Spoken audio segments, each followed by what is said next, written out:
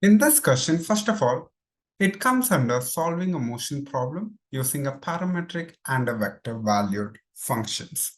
A particle moves in the xy plane with a position as given by, so this is the position vector, and the position vector is basically 5 minus 2t comma t square minus 3 and at a time t, in which the direction is the particle, in which direction is the particle is moving as it passes through the point 3 comma minus 2.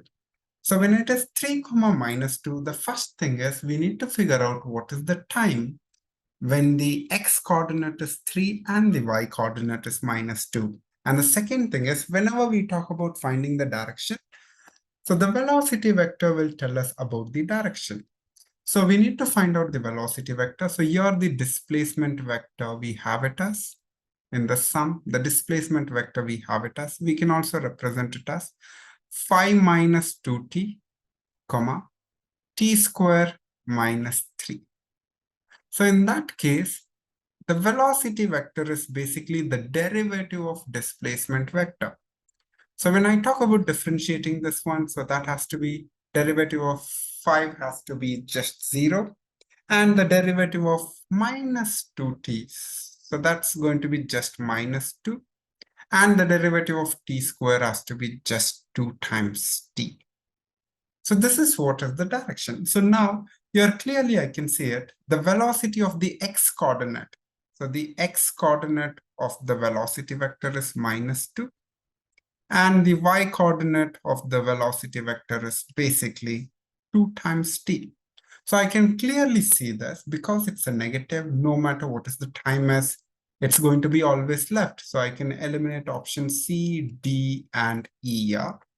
And in that case, I need to figure out at what time we are trying to find out the direction. So right now you can substitute this thing. So if I put it, so the x coordinate is 5 minus 2t. So if I put this one as 3, so I'll be getting the time to be 3 minus 5, which is minus 2. So then t is 1. And even if you put t as 1 here, so you will get the y coordinate to be minus 2. So when time is 1, we will get the x coordinate to be 3 and y coordinate is minus 1. So at time equals to 1 is what we are thinking about finding it. So when time is 1, of course, here the x coordinate of the velocity is a constant function that stays as it is, but the y coordinate is basically positive. So whenever I say negative, that means it's to the left. And if it is positive, means it is to the up. So that is the reason for the sum. A is the right answer.